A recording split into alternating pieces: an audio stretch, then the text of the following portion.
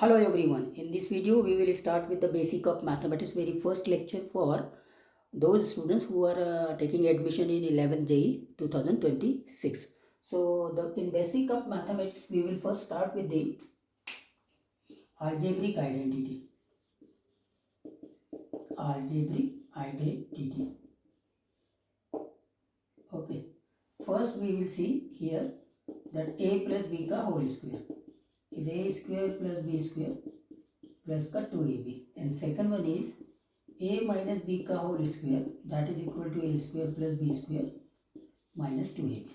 अब आपको ये क्वेश्चन आ रहा होगा कि सर ये तो बड़ी सिंपल सी अलजेब्रिक आइडेंटिटी है जो हम 6th क्लास से पढ़ते आ रहे हैं, फिर इसका जेई में क्या रोल है, तो अभी मैं बताता हूँ.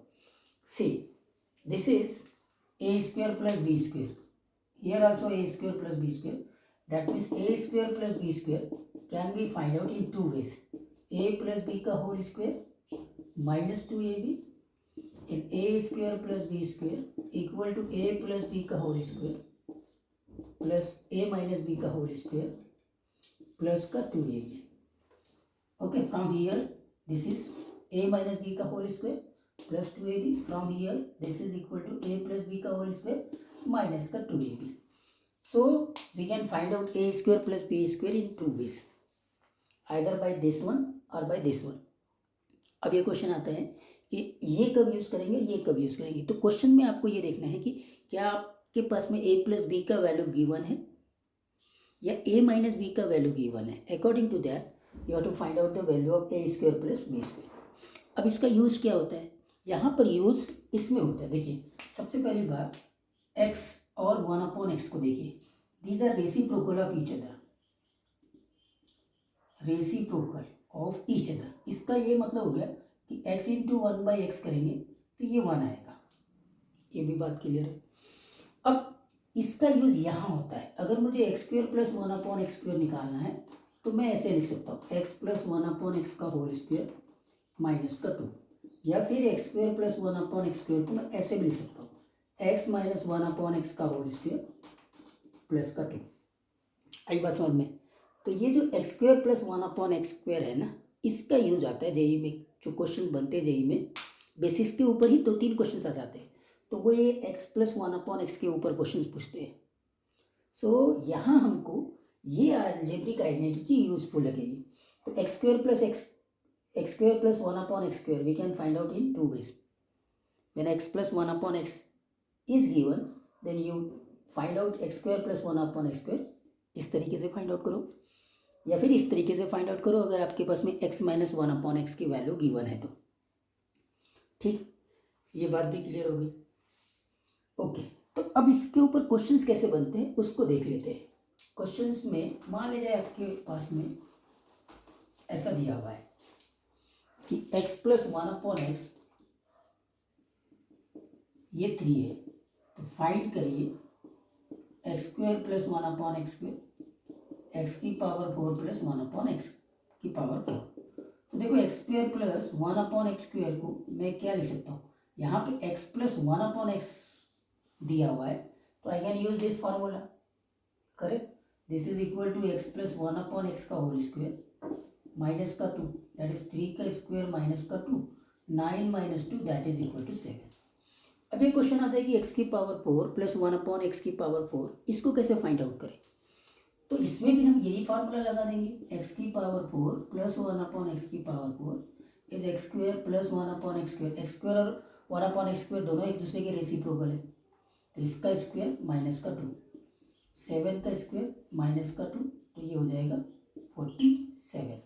इसके बाद में भी आप जा सकते हैं. अगर आप चाहे तो x की पावर 8 प्लस 1/x की पावर 8 भी इसमें से निकाल सकते हैं. अगर बाय द वे मेरे पास में x प्लस 1/x की जगह x माइनस 1/x गिवन रहता तो फिर मैं क्या करता, ये फार्मूला यूज करता. इसके ऊपर क्वेश्चन देखते हैं. तो जब आप 11th क्लास में है ना, तो ये यहाँ से आप स्टार्ट करते हैं. ओके, तो यहाँ अगर मान लिया जाए if x minus 1/x equal to मेरे पास में 3 दिया हुआ है. करेक्ट है. और अब मुझे निकालना है value x square plus 1/x square की. तो क्या हो जाएगा, x square plus 1/x square is x minus 1/x का होल स्क्वेयर, यहाँ माइनस होता है तो यहाँ +2 हो जाता है, तो ये हो जाएगा 3 का स्क्वायर प्लस का 2, मतलब ये हो गया 11। तो इस प्रकार से हमने x² प्लस 1/x² निकाल लिया।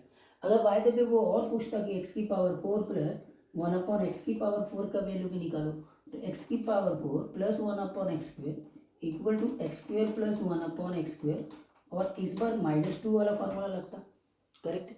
इसकी वैल्यू आप निकाल चुके हो 11, तो ये हो जाएगा 11 का स्क्वायर -2 121 -2 119, इसका आंसर आता, करेक्ट है।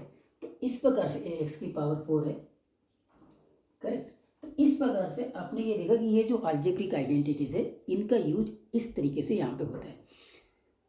लेकिन अब इसमें भी और भी ट्विस्ट होते हैं, वो ट्विस्ट कैसे होते हैं वो देखते हैं। देखो आपको मैं एक मैजिकल इरेशनल नंबर बता रहा हूँ,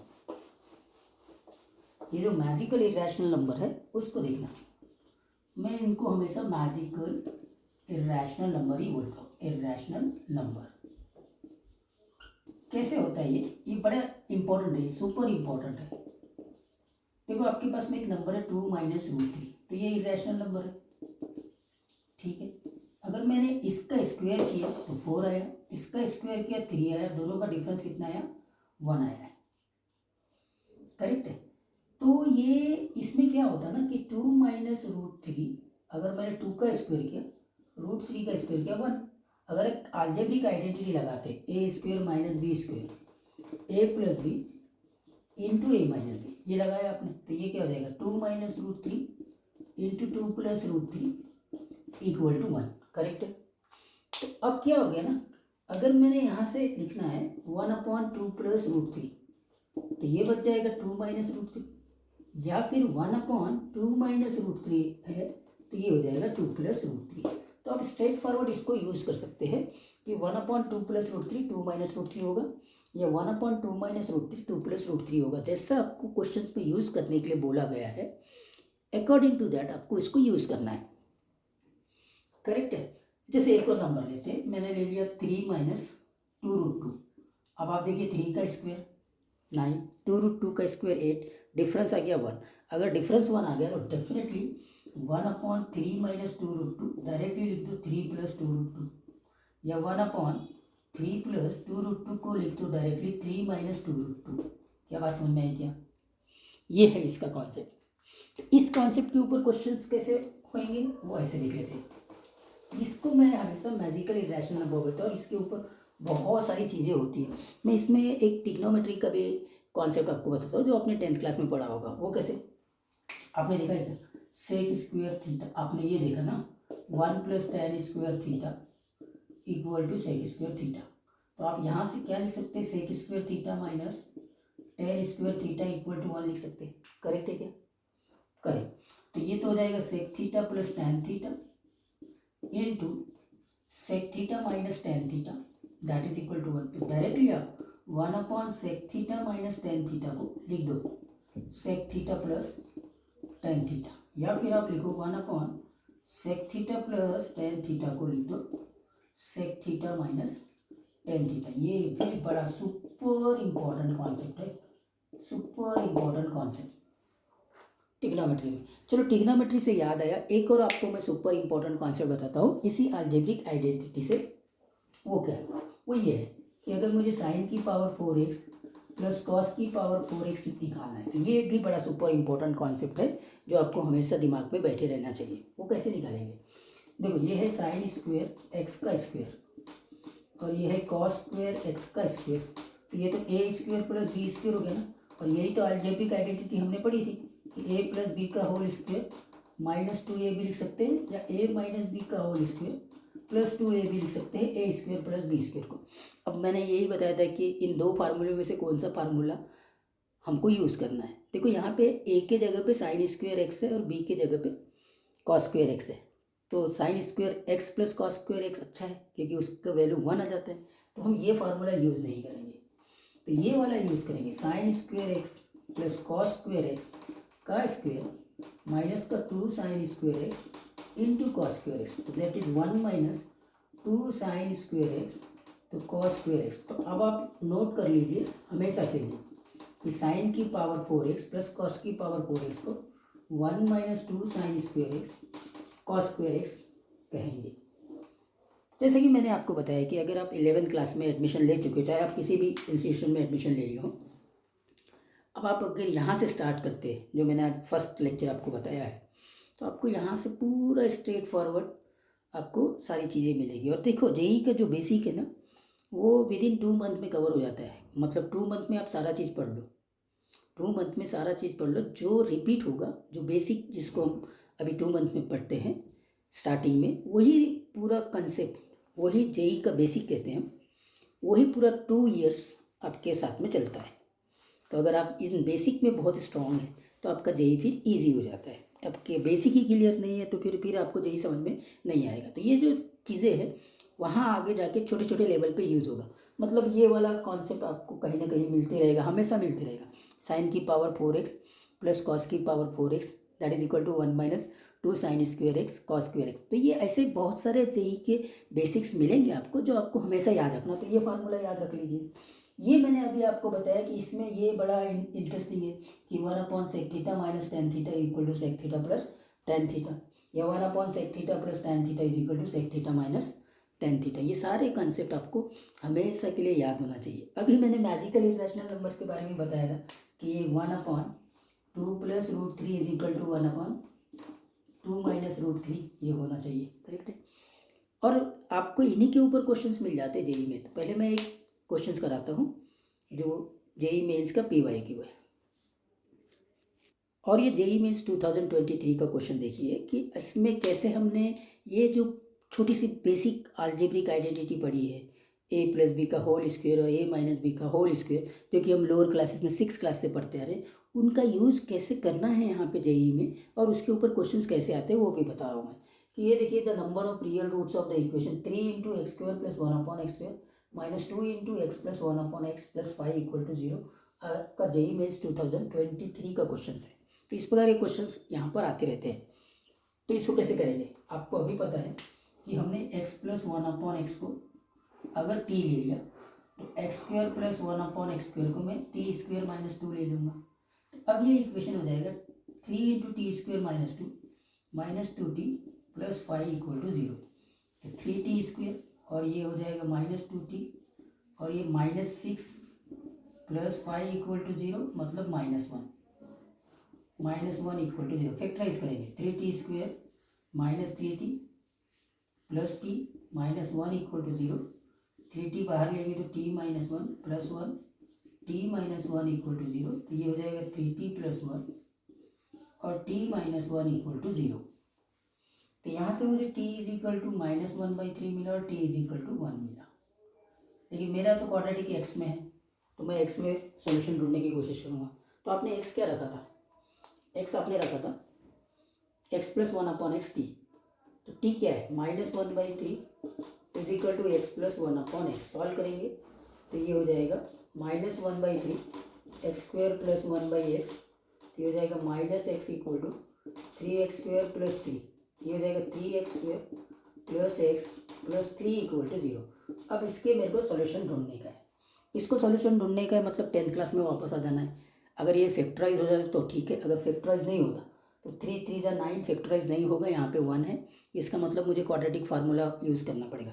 क्वाड्रेटिक फार्मूला के लिए पहले डी तो निकाल लो, डी से भी तो हमको नेचर ऑफ रूट्स मिलते हैं। तो nature of roots find out करेंगे। You can find out the nature of roots. First we will check whether this quadratic equation has real roots or imaginary roots. Okay, so if d I can find out by using b² - 4ac का formula. b² मतलब 1 - 4, a मतलब 3 और again 3, तो ये तो negative आ गया। तो d अगर नेगेटिव है तो इमेजिनरी रूट्स आते हैं, इमेजिनरी रूट्स आते हैं, नो रियल रूट्स। मतलब यहाँ से तो मुझे कोई रियल रूट्स मिल रहा नहीं है। तो अभी तक क्योंकि ये क्वेश्चन तो रियल रूट्स का है ना, तो यहाँ से मुझे कोई भी इमेजिनरी रूट, अपना रियल रूट्स नहीं मिल रहे, इमेजिनरी रूट्स मिल रहे। फिलहाल आप इमेजिनरी रूट्स के ऊपर कोई बात नहीं करेंगे। अब हम दूसरे इक्वेशन को सॉल्व करते हैं। जब t = 1 है, तो t = 1 है तब क्या सिचुएशन बनेगी, देखो क्या है। अगर t = 1 है तो x + 1/x = 1 होगा। अब ये भी बड़ा सुपर इंपॉर्टेंट क्वाड्रेटिक बनने वाला है। x² plus 1/x that is equal to 1, this is X square plus 1 equal to X, और this gives X square minus x plus 1 equal to 0। अब इसको पकड़ लो, ये बन गया आपका सुपर इम्पोर्टेंट क्वाड्रेटिक, करेक्ट है, ये बार बार आते रहेगा। अब ये एक सुपर इम्पोर्टेंट क्वाड्रेटिक किए हुए उसके बारे में बताता हूँ। इसका अगर डी निकालेंगे तो 1 माइनस 4 दैट इज -3, मतलब नेगेटिव, मतलब इसके नो रियल रूट्स है, नो रियल रूट्स। तो यहाँ से भी कोई रियल रूट्स नहीं आया, यहाँ से भी कोई रियल रूट्स नहीं आया, इसका मतलब इस क्वाड्रेटिक इक्वेशन की कोई भी रियल रूट्स नहीं है, तो ऑप्शन सी है। खैर ये बात तो समझ में आ गई, हमने 10th क्लास के कॉन्सेप्ट को भी यूज़ किया। तो फिर मैंने यहाँ पे आपको और एक बार बोला है कि इस क्वाड्रेटिक को पकड़ लो। अब आपको यहाँ पे कुछ चीज़ों को भी और याद रखना है, ये हमेशा आपको काम आएंगे दोनों साल में। वो क्या कि देखो कैसा है आपके पास में कि एक तो ये बना x square minus x plus 1 equal to 0, और एक है x square plus x plus 1 equal to 0। इन दोनों क्वाड्रेटिक इक्वेशन को आप हमेशा के लिए याद रख लीजिए। इनके बारे में बात करेंगे अब। अभी ये आपका जेई का बेसिक है, मतलब आप हमेशा के लिए इन दो क्वाड्रेटिक इक्वेशन को तो पकड़ ही लो, आपके दिमाग में हमेशा बैठ रहना चाहिए। इसके ऊपर बात कर रहे हैं तो देखो कैसा होता है ना, मैं पहले ले रहा हूँ x square plus x plus 1 equal to 0, तो डी तो आपका 1 माइनस 4 -3 नेगेटिव आ गया, तो इसके नो रियल रूट्स तो हो गए, नो रियल रूट्स, तो फिर इमेजिनरी रूट्स होंगे। अब ये इमेजिनरी रूट्स का फंडा क्या है उसको भी देखते हैं, इमेजिनरी रूट्स का फंडा, करेक्ट, हाँ उसको चेक आउट करते हैं। तो कैसा होता है ना, आपके पास में अगर डी की बात करूँ तो ये बनेगा बी स्क्वायर माइनस 4ac मतलब 1 माइनस 4 मतलब -3, तो आपका एक्स क्या आता है -b plus minus root D divided by 2, यही फार्मूला है किसके लिए, जब आपका quadratic equation a x square plus b x plus c equal to 0, इसी को हम क्वाड्रेटिक फार्मूला बोलते थे 10th क्लास में, करेक्ट है। तो यहाँ से मुझे क्या मिलेगा, x equal to -b plus minus root 3 by b की वैल्यू कितनी है यहाँ पे 1 है, और ए की वैल्यू 1 है, तो ये मिला मुझे। अब ये स्क्वायर रूट ऑफ -3 के बारे में आप पहली बार देखेंगे, अभी तक के 10th क्लास में थे तो आप स्क्वायर रूट के बारे में क्या जानते थे, तो आप स्क्वायर रूट के बारे में जानते थे कि स्क्वायर रूट, तो यहाँ पे नोट करो कि square root is defined only for positive numbers, non negative real numbers, exactly you can say that square root of 0 is okay, square root of 0 is okay, या square root of X is defined, ऐसे बोला defined when x is either 0 or greater than 0 in real number system, ये real number system में, in real number system, तो in real number system में हम ये नहीं निकाल सकते, square root of is not defined when x is less than 0 in real number system. Sir ये आप बार बार रियल नंबर सिस्टम क्योंकि अभी तक के आपने रियल नंबर सिस्टम ही पढ़ा है, लेकिन रियल नंबर सिस्टम के दो बड़े ड्रॉबैक्स हैं।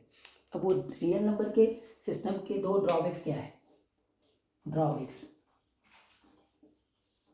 ऑफ रियल नंबर सिस्टम, हम इसकी बात कर रहे हैं, what are the drawbacks of real number system, correct, इसकी बात करेंगे।